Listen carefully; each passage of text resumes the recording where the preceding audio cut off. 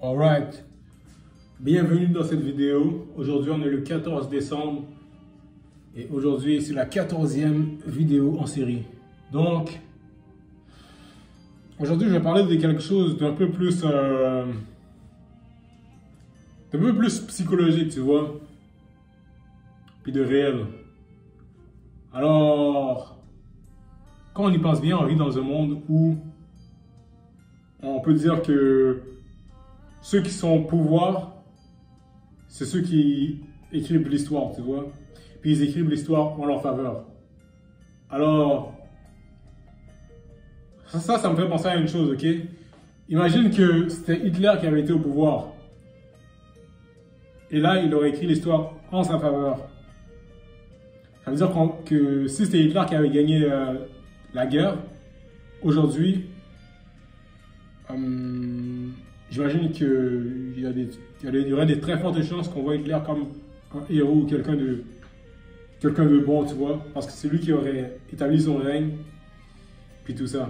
Alors, probablement que je ne serais pas là pour faire cette vidéo si Hitler avait été au pouvoir. Alors c'est ça, comme, il faut juste penser à ça. Imagine que dans l'histoire, il y avait comme un dirigeant, on va dire, qui était encore pire qu'Hitler, ok? Puis ce dirigeant-là, il avait gagné une guerre contre un personnage que lui, c'est une super bonne personne, ok? Mais le pire dirigeant, il a gagné sa guerre, ok? Là, il a gagné, puis là, il a écrasé l'armée du gars qui est une bonne personne. Puis c'est ça. Alors lui, il était au pouvoir. Puis lui, c'est une mauvaise personne. Puis là, on va dire que toute la population mondiale, boum, est partie de cette personne-là, ok? En fait, pas être partie de cette personne-là, mais ils ont tous comme adhéré à son idéologie. Puis ils ont adhéré à son idéologie, de certaines manières, on va dire.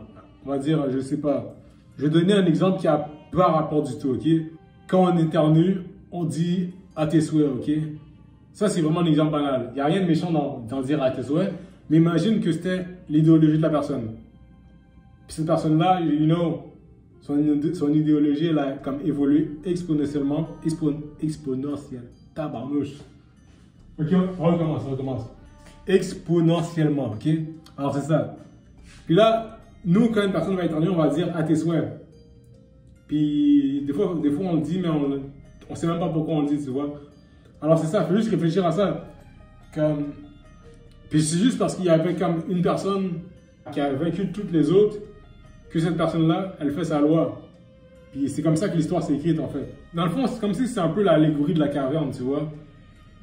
Parce que tu vas jamais connaître les idées qui étaient opposées à l'idéologie que tu avais, tu vois. Tu vas jamais entendre le vrai point de vue d'une personne qui s'opposait à un dirigeant de l'histoire qui a gagné sa guerre, ok? Comme, on va dire, je vais donner l'exemple avec Hitler. Si Hitler avait gagné la guerre, on n'aurait pas entendu tous les gentils dire que c'est pas bien de tuer les juifs et tout ça, tu vois? Puis, c'est vraiment fou quand tu y penses.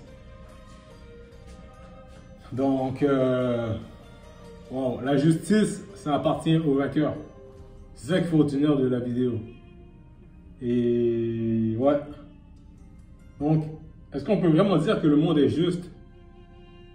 Non, vraiment pas.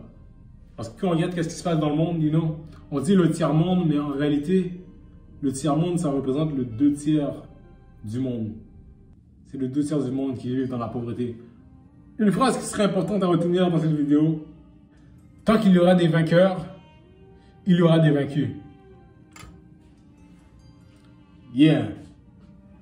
Peace.